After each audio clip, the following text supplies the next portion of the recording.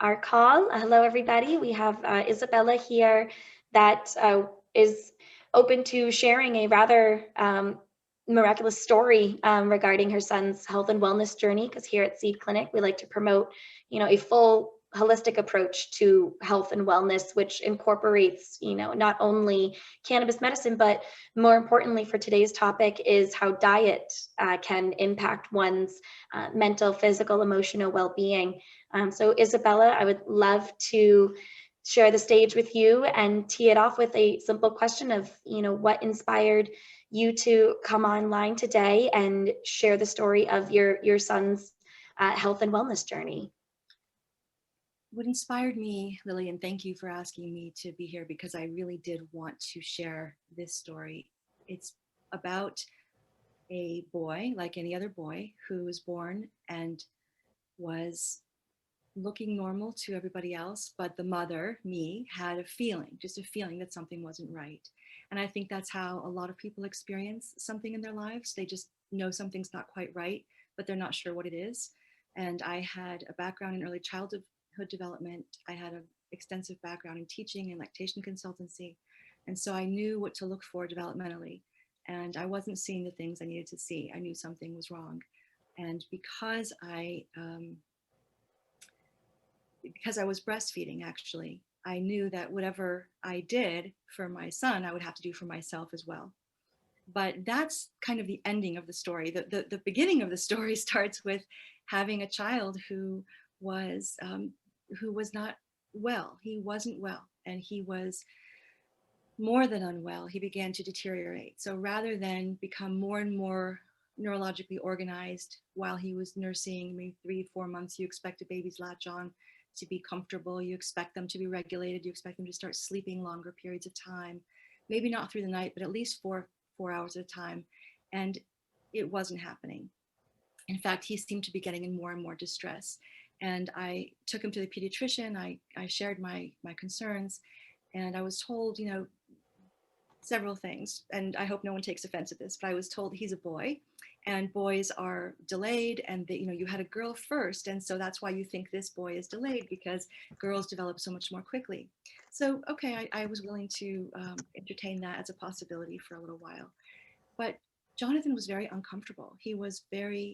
Um, he was crying all the time. He was not meeting his developmental milestones. He wasn't sleeping. And what really tipped me off was his stool, because it wasn't normal. And breastfed babies have a beautiful, healthy, like a mustardy stool, which is non-odorous. But as time went on, I saw he wasn't metabolizing, or he wasn't digesting things in a way that looked to me like it was healthy and normal. So combined with his crying, I thought he was in pain. With his sleeplessness, I knew that something was going on neurologically. So we kept going back to the doctor, and we kept hearing the same thing. Even if there was something wrong, they would say, there's nothing you can do at 11 months or 12 months.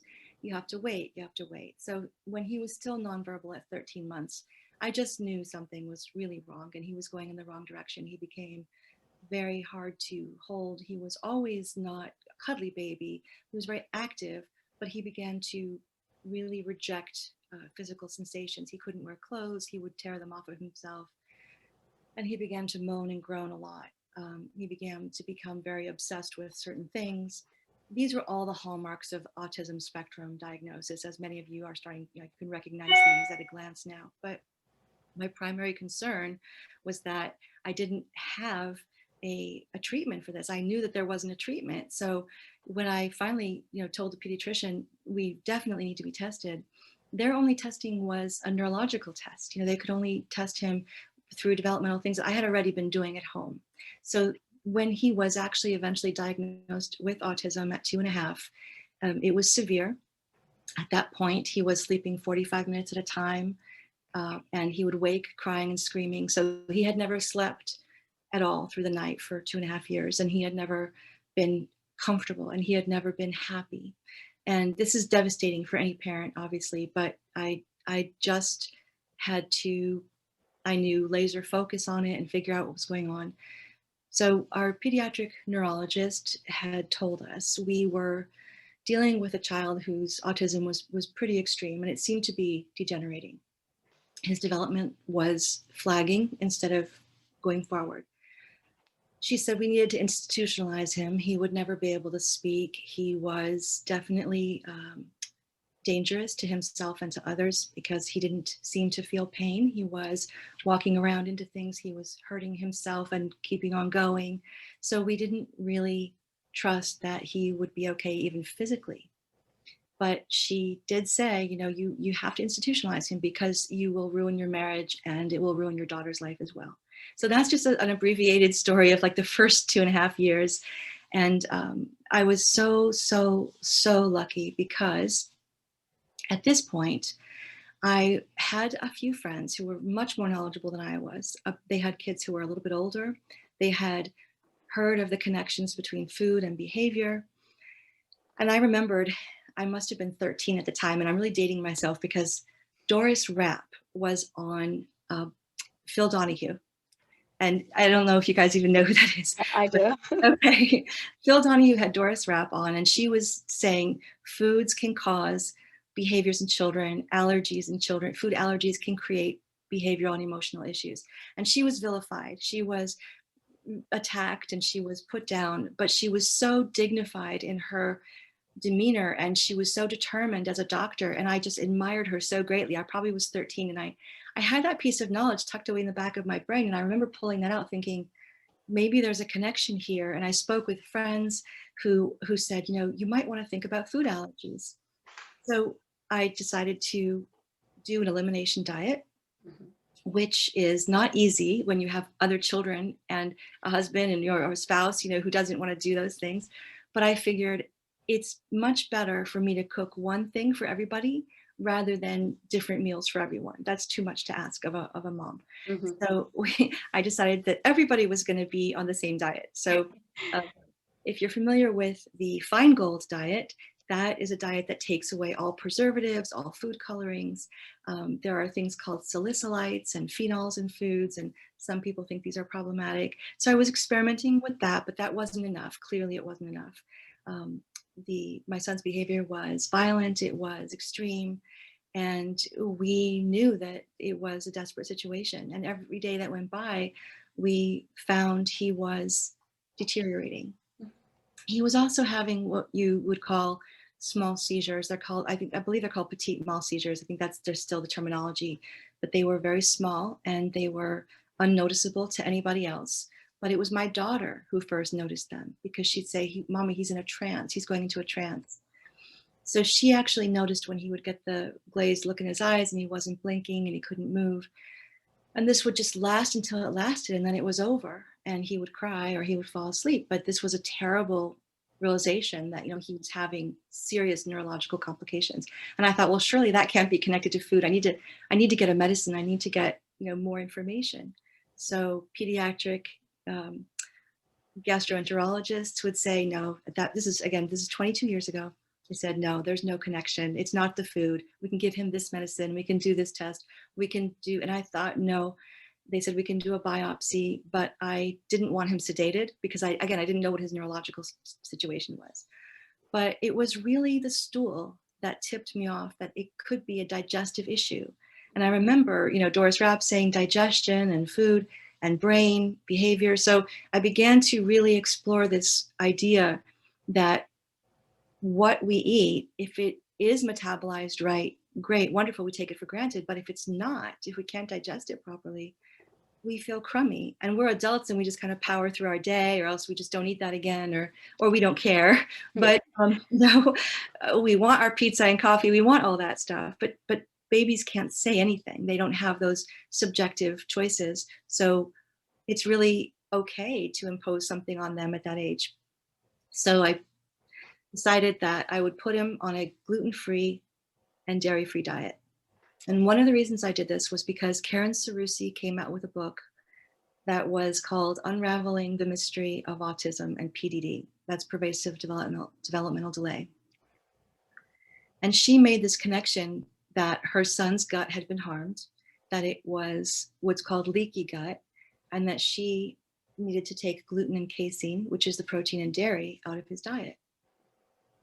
The theory in that, and in Bernard Rimland's work, and they are all in this field of connecting metabolism to the brain, was this idea that the gluten and casein molecules, when they're in the bloodstream, they're converted to gluteomorphine and caseomorphine. Now, I know a doctor could explain this better than I can, so I hope that will happen. But the idea is, if you have a leaky gut and these molecules are passing through the intestinal wall into the bloodstream, the opioid receptors in the brain treat the gluteomorphine and caseomorphine as morphines. So you have essentially the behaviors of a drug addict. And if you think about autistic children who are severely autistic, who are rocking, who can't have anything touch them, who are having outbursts of anger and rage, or completely withdrawing and going into a trance, these are behaviors of a drug addict. These are the behaviors of an autistic child. So please, please, please know, I'm not saying all autistic children will be cured by a gluten-free, dairy-free diet. That's not what I'm saying. What I'm saying is that it was, Lily used the word miraculous, and it was miraculous for us. Partly because Jonathan was so young when we started, partly because I was still breastfeeding, and the leukocytes in breast milk are extremely healing to the lining of the intestines. So the combination of breastfeeding and taking things out of his diet that were harming him was a way to heal the gut. And that was our project. So we really were determined to get the gluten out, to get the casein out. And a friend of mine warned me. She said, look, it's going to be hard. You're going to go through withdrawal. You're going to feel worse before you feel better. But I had to do it too, because I was nursing. So I took it out of my diet, and I absolutely felt a huge difference. So taking dairy out first, because it leaves the body sooner than the gluten, and gluten's a little bit tougher. I noticed for myself as an adult, I noticed I could smell better. My mucosal membranes were less swollen. I was more chipper. I was less moody. And that was just from removing dairy. But I also had a stronger sense of smell. But the worst part was that there were nightmares. There were some nightmares. So I know people don't always believe in withdrawal, from certain things. But for me, I did experience that. And of course, Jonathan did as well, in an extreme way.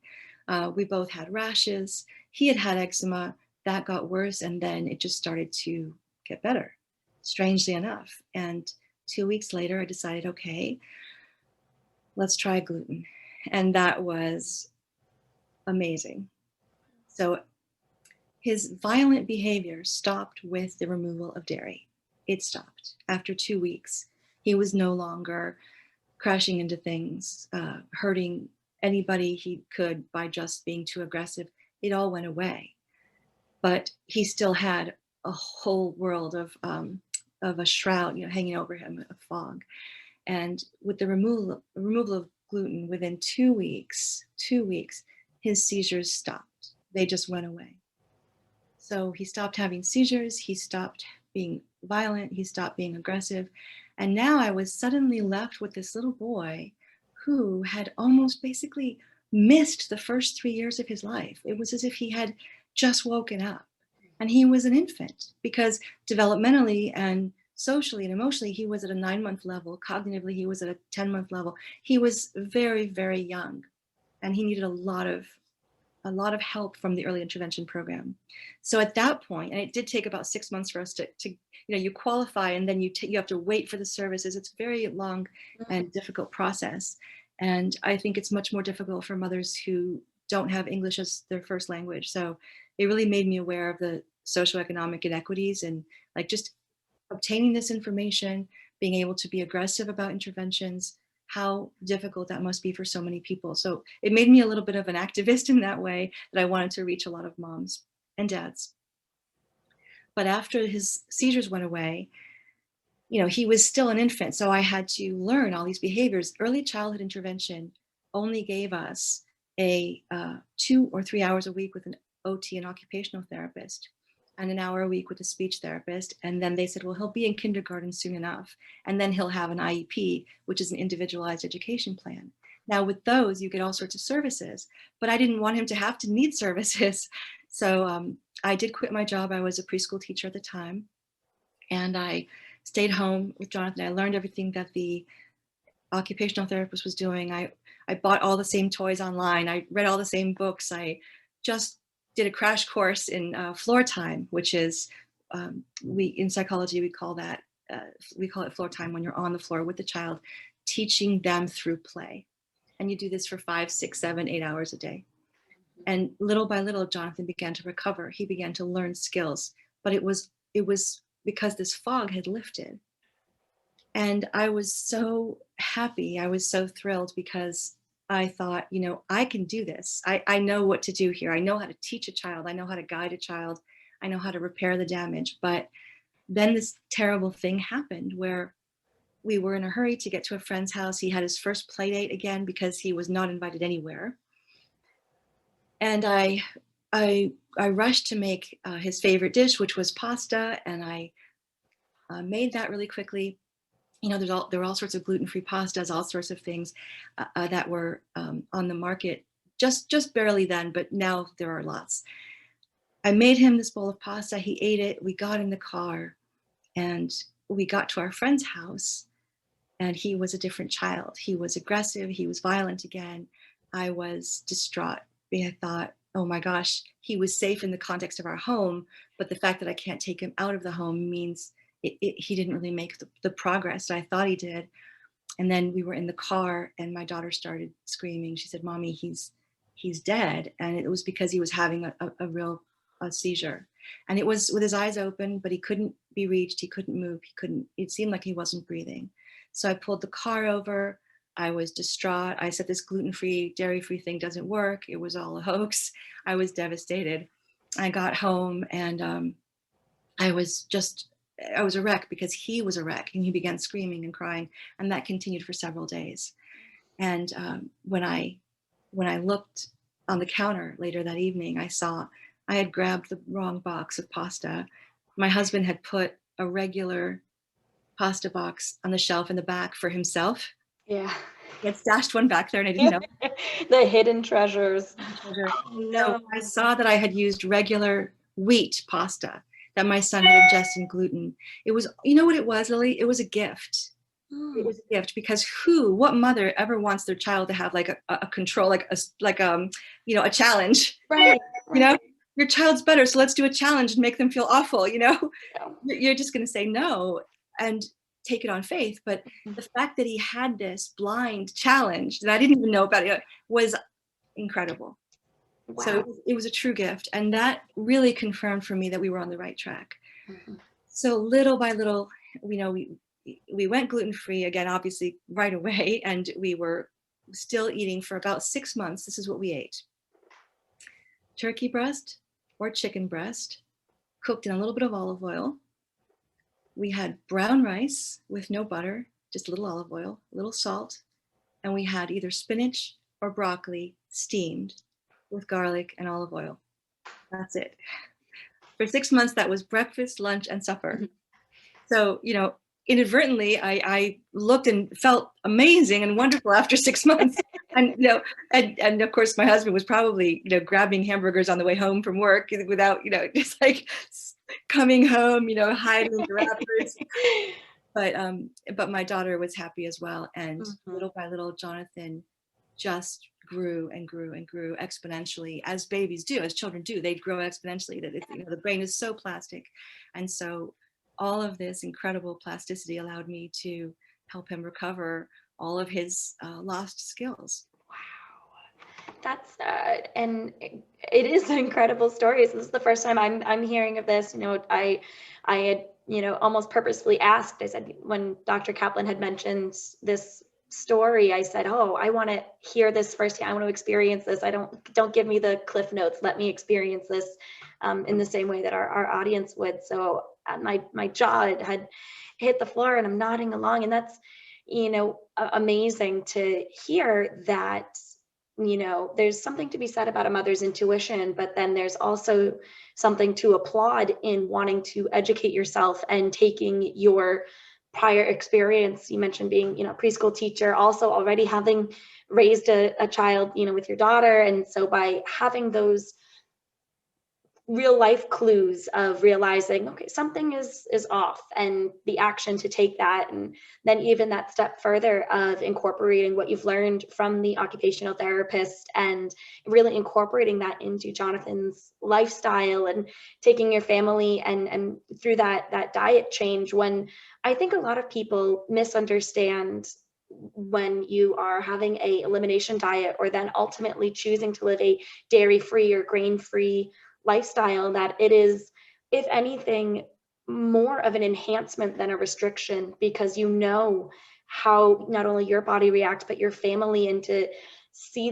these changes. And I'm curious, you had touched upon it before of how some things were very short, um, and almost noticed very quickly with, dairy elimination, and having that be in your body in a less amount of time, so you saw those changes a little faster. And then with the gluten elimination, but then realizing almost immediately when that was reintroduced into the diet, how fast those changes had come on. I'm curious, did you notice then, how long did it take going back into the, when you realized the switch with the pasta, and then going back in, how long, do you think it may have lasted in Jonathan's system, and it came back, for heaven forbid, a parent does have a slip up like that, does that reset you back to zero for the next 6 months? Or is it something that, if caught quickly and then just back on track within the next couple weeks, maybe they can feel assured that they may have, they haven't lost all progress?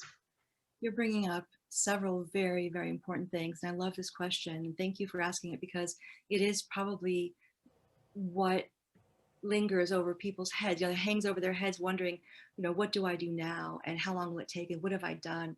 But I'm afraid to say that the answer is probably different for everyone. Just as the gluten-free, casein-free diet isn't necessary for everybody's body, the elimination is going to be different for different people depending on what age you are. A lot of what happens with people who are on the diet 98% and not 100% is they may not notice these infractions as much because they still have a level of gluten and casein in their bloodstream in their body. And so they're not necessarily clean, really. They think they are, but they're not. But when you are completely clean, as you said, I love what you said. It is an incredible feeling. You don't know how good you can feel until you feel that way. Mhm. So for many people who are doing it, the diet incidentally, like I was, nothing could have made me give up. I'm Italian. Give up meat and cheese. There's no possibility. So only a sick child could do that to someone. And so you give up these things. You feel so much better, and then you see for yourself how good it feels. But I did notice, and the importance of your question can't be underestimated, because the answer, not only is it unique to everybody, but it's also, unfortunately, over time it changes. So the answer changes over time for each individual. The first few infractions you have, you probably can bounce back faster. But if you have an infraction and it's a serious infraction, and you don't really get back on the diet, then the damage to the gut, if that's what's happening in your case, is continuous. So you're going to have to wait a little longer to see the positive results. And what I did notice was that there were times over the years, maybe a mother-in-law and grandmother sneaking a cookie or a biscuit to a child because either they don't really believe you, or they don't think, one won't hurt, and how can you deny a child a cookie, and all these things, not realizing, the sacrifices that you're making are really an investment. And they think they're doing something harmless, but you get your child back after that hour and they are moaning, or they're groaning, or they're very irritable. They don't sleep that night. Let's say the next day they have diarrhea, or they're extremely constipated, or they just smell bad, or you just get that feeling that they're really miserable. But the cognitive effects are not always the same as the digestive effects. So you can have people who have all sorts of the manifestations are, in the bathroom, and others are just behavioral. Some are emotional, and some are verbal. Some children stop talking when they start drinking milk again, or they get cow's milk and their language disappears. Jonathan started his first speech within 2 weeks of all casein being out of his system. Wow. He said his first word. And of course, it was as if a 9-month or 10-month-old had said the first word. So we still had to build language very deliberately. Mhm. But that was a long answer to your question. It was a great question. Most people think all is lost, but it's not. You can get back on the diet. You can make your way back to where you were. But if you do that all the time, if you have little infractions all the time, you won't see the benefit of the diet. So I always tell people, being on the diet 98% is not being on the diet at all. Yeah. You may as well not do it. If you're going to be 99%, Mhm. don't kid yourself. Don't torture yourself and buy expensive things just to go and ruin it with one little thing here. And it's all or nothing. And I'm not an all or nothing person, so for me to say that is painful, but it's true. No, that's great insight, and I think really appreciated by our audience, because people, they get encouraged by positive results, and then just like you said, especially if it's you're caring for your child and maintaining this diet, and grandma slips a cookie, what harm could it do? And it does have a domino effect, unfortunately. So I think this is a really important point to be made for not only those that are creating this and managing this lifestyle for themselves or their children, but also for those that may have family members that participate in this type of diet and lifestyle, and realizing that you're actually doing more harm than a favor by sneaking in a treat.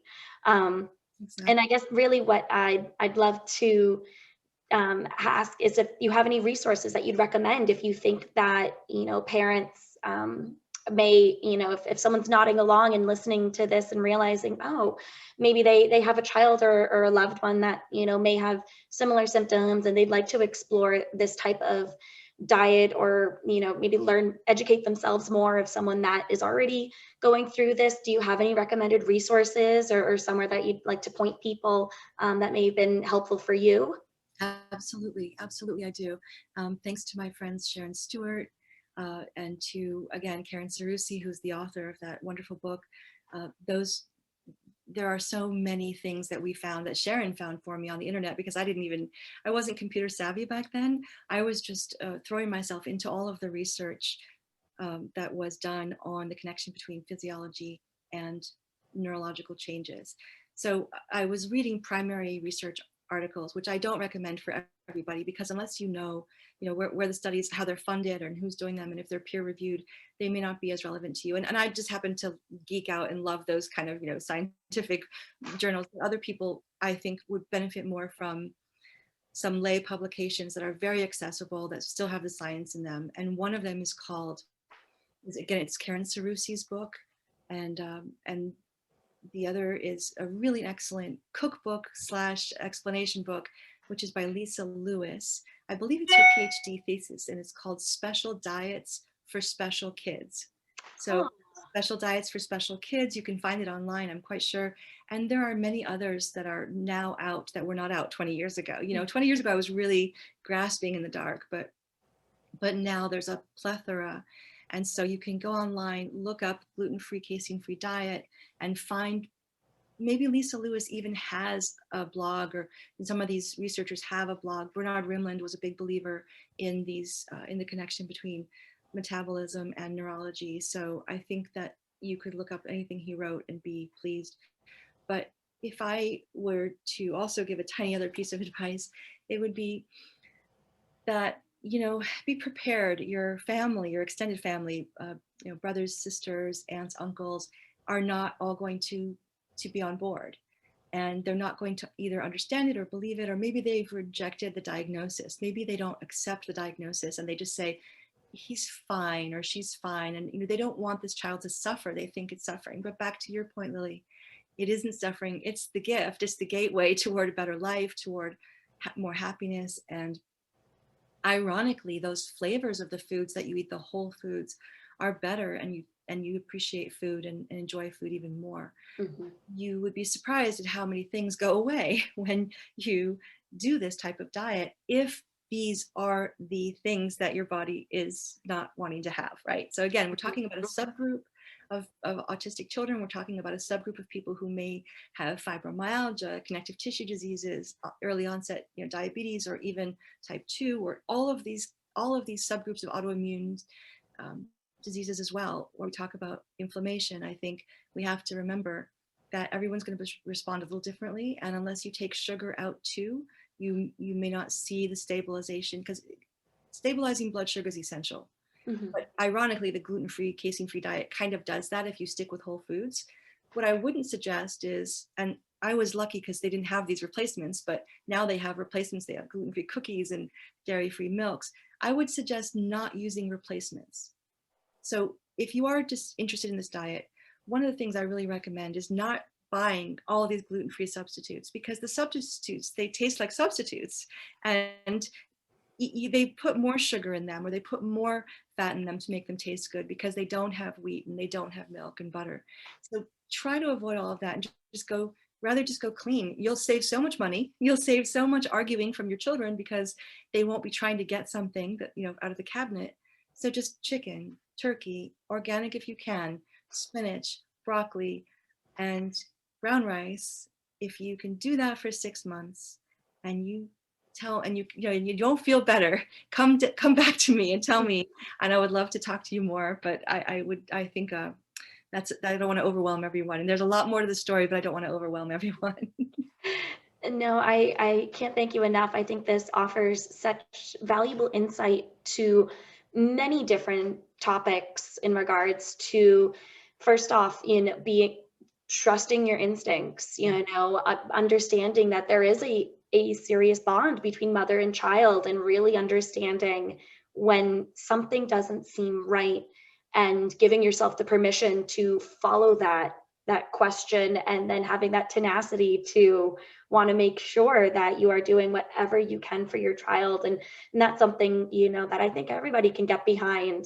And Yes. then realizing that, hey, educating yourself in regards to not only, you know, childhood development, but also how the digestive system works, and how certain things can stay in your body longer, and being a bit more aware of, how things may not be an immediate reaction, and how you have to really do look back and say, well, what did I, as the mother producing milk, what did I eat within the past 12, 24, 48 hours? And then how is my child acting in these certain ways? And then this is something that, while it sounds like a lifelong commitment, but it brings it back to, it is now a lifelong freedom that you'll have in knowing, that, okay, we have this data through, science and real life applications, and unfortunate blessing in disguise with the incident with the wrong pasta box, and being able to say, there it is. Right.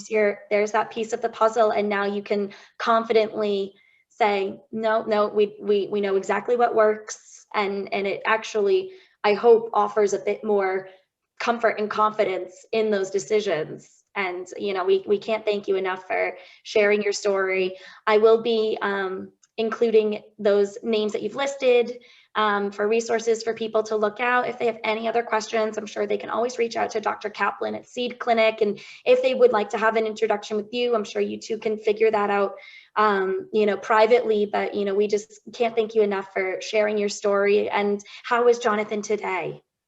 I'm glad you asked. Jonathan just took the MCAT. Oh, He is in the 100th percentile. He is going to medical school in a year. He's been working at Children's Hospital in the genetics department, and in the pediatric genetics department. He went to Tufts. He has an incredible, wonderful girlfriend, many wonderful friends. He's a ballroom dancer. He's a black belt in karate, and he teaches kids. And he's a big brother with the Big Brother, Big Sister Foundation, and just the joy of my life. It is incredible. It's an honor and a privilege to be a parent of any child, every child. And in my journey, I think that I've been rewarded many more times than I deserve. So anything I can do for anybody, anything, I just am very eager to share what I know. I've just given you the tip of the iceberg, because it is a long story, and there are many more tangential things. So I would be very happy to remain a resource for you. And I thank you for this opportunity so much. now this was an absolute treat, and I have no doubt that, we'll be looking to reconnect, again, to hear more of this story. For sure. So thank you very much, Isabella. I will have this recording up. I will send it to you. We'll make sure that it gets up on our YouTube channel and on our social media so that we can share and just have this ongoing conversation. I think that's really what encourages people to educate themselves, educate their family members, and feel really empowered about their decisions to maybe follow a more, heaven forbid, a healthier lifestyle is now the more taboo one. It gets complicated, when something becomes a trend, but we have to stick to science, and the science is there. So Yes. if we look, the science is there. It supports this. Anecdotal stories are very helpful, but there's nothing like doing it yourself and seeing the results in your own home, in your own body. So I encourage everyone to try it. And if you're breastfeeding, keep breastfeeding. And if you're on the fence about it, even one drop of breast milk is precious. So, if you're a mom who is having trouble with breastfeeding, don't worry. Everything you do, every little bit that your child gets is helpful and beneficial. Just do your best and get your rest. So. Excellent, excellent words. Well, thank you very much, Isabella. Have a fabulous rest of the day. And for those that want to keep in touch, you can visit us at seedclinic.com, send us a message, and we'll be sure to make the connection if you wanted to speak with Isabella further. Thank you very much, everybody.